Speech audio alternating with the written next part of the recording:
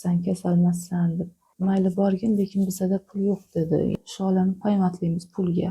Rangi birdan o'zgarib ketdi-da. Qizim har kuni yig'laydi. Ona o'lib qolmasin, oyi o'lib qolmasin deb.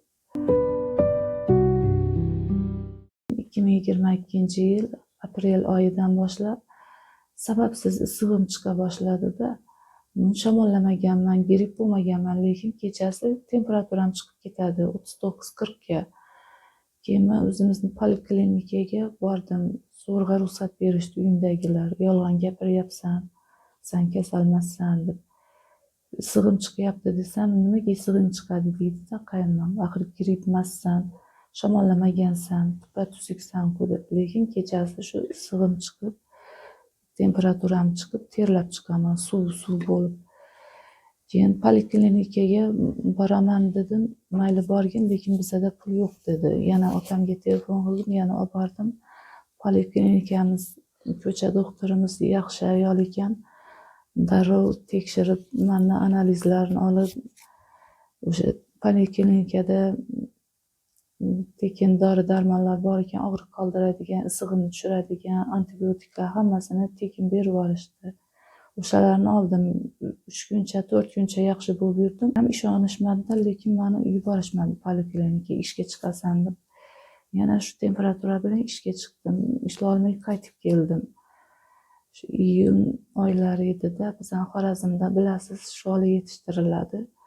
Shu iyun oylarida sholani paymatlaymiz pulga. O'shanga ketganman, o'sha suvda battar issig'im chiqib, ishlay olmay hushimdan ketar darajada bo'lib, o'sha brigadirimiz soyada o'tkazib, yuzlarimni yuvib, uyga olib kelib qo'ygan o'zi. Ahvolim battar og'irlashib bordi. Keyin yana otam poliklinikaga olib bordi. Ular ham hayron, hech bir qonimda shamollash ham yo'q, nimaga bunday bo'layotganini shaharga olib boring deyishdi, lekin men shaharga bormadim, ruxsat berishmagandi. Yana shu antibiotiklar, og'riq qoldiradigan, temperatura tushiradigan dorilarni berishdi. Yana o'shalarni olib yurdim. Yana bir 3 kuncha yaxshi bo'lib yurdim. Lekin 3 kundan keyin temperaturam yana chiqib, birdaniga bo'ynimning o'ng tarafida shish paydo bo'ldi-da, tuxumdek bo'ldi. Birdaniga kattalashib ketdi. Keyin otamga telefon qildim.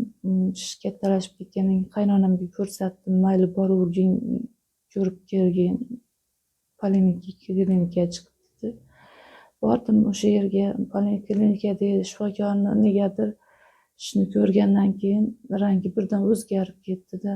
Otam bilan birga to'g'ri onkologiyaga olib bordim. O'sha yerda quloq bo'yin onkologi Temur Matyaqubov degan doktor ko'rdi meni. Buni dedi operatsiya qilib olib dedi, ektirib ko'ramiz dedi, Toshkentga jo'natamiz dedi. Operatsiya qilib bu o'ng tarafimdan olishdi, o'simtani ektirib ko'rishdi, Toshkentga jo'natishdi, lekin analizlarim juda yomon chiqdi. Shu qon saratoni tashxisi qo'yildi. Shunaqa analiz kelgandan keyin meni javobimni berishdi qaynotam. Qaynotam aytdi, bu kasalga pul sarflashni keragi yo'q, baribir ketadi dedi. Uyga otam uyga olib keldi. Ota-onam borini sotib, nimasi bo'lsa sotib davolatishdi meni. Qarz olishdi. Bitta kimyamga 6-7 milliondan ketgan. 10 ta kimyo oldim. 20 ta nur oldim. Endi 40 ta nur olishim kerak edi, lekin 20 ta oldim. Qolganiga kuchim yetmadi. Shu onam qaradilar. Keyin o'g'lim, qizim ancha katta bo'lib qolgandi. Telefon qilib, oyi uyga kelin deb yig'layverishdi. O'rtada bolalarim sarson bo'ldi. Menikiga kelishadi, bir kun men bilan yotishadi, keyin uyga ketishadi.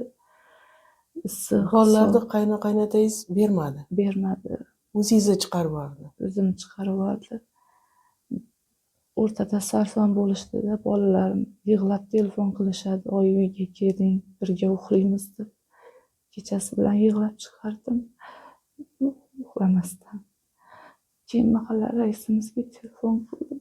Mani dedim, nima qilib bo'lsa ham uyga olib borib qo'ying dedim.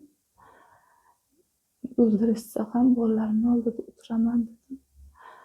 Keyin mahalla raisimiz bilan uchastkavoyimiz qaynotamni oldiga borib, bilamiz nima ish qilib yurganingizni. Agar uyga kiritmasangiz, uyni yarmini olib beramiz, sizni jinoiy javobgarlikka tortamiz dedi. Shundan keyin kiritdi qaynotamga, bir xona ajratib berdi. Bolalarim bilan shundan beri yashayapman bir xonada. Erim hammamiz, man bir xonada yashayman. Bolalarimni yonida man qancha yashashimni bilmayman, bolalarimni yonida o'tiraydi. O'tiribman, lekin hozir ishlolmayman. Hozir endi indashmayapti kasal topganimdan keyin. Ishladib ham aytishmayapti, bilishadi endi. Bir yilcha yaxshi bo'lib yurdim. O'sha davolangandan keyin immunoterapiyalarni oldim, lekin yana o'ng tarafimdan shish paydo bo'ldi. Yana davolanishni boshlashim kerak. Endi hozir ota-onam ham qarib qolishdi, ular ham. Ularning endi sotadigan narsasi ham qolmabdi. Bitta onam nafaqa oladi, onam o'zi sahil, o'zi davolanadi.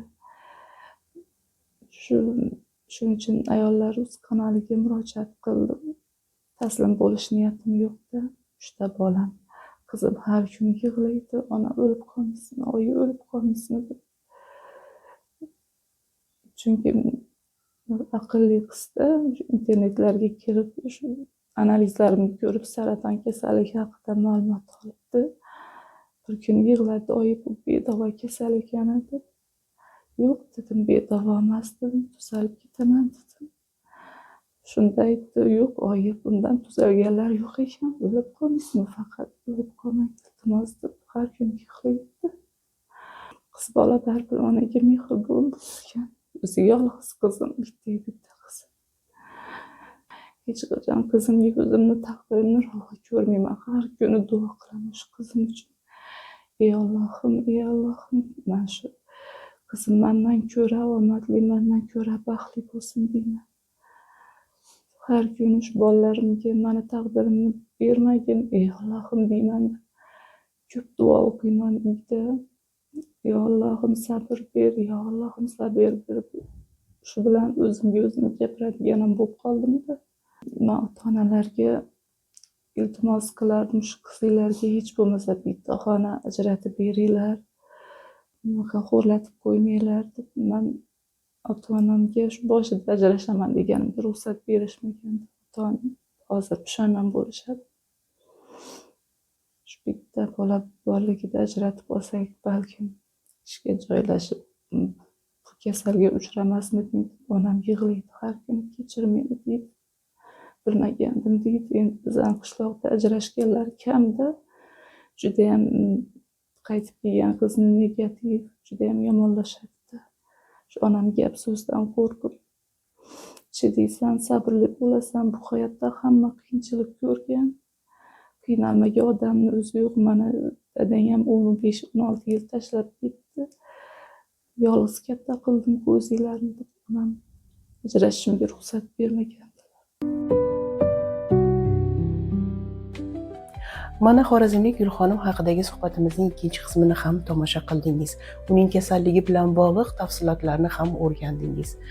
Agar orangizda Gulxonimga ruhan va moddiy jihatdan ko'mak berish istagidagi insonlar bor bo'lsa, ular Gulxonimga tegishli bo'lgan bank kartasi orqali moddiy yordam ko'rsatishlari mumkin. Fikrlaringizni qoldiring. Umid qilamanki, tez orada Gulxonim sog'ayib, farzandlari bag'riga qaytadi. Salomat bo'ling.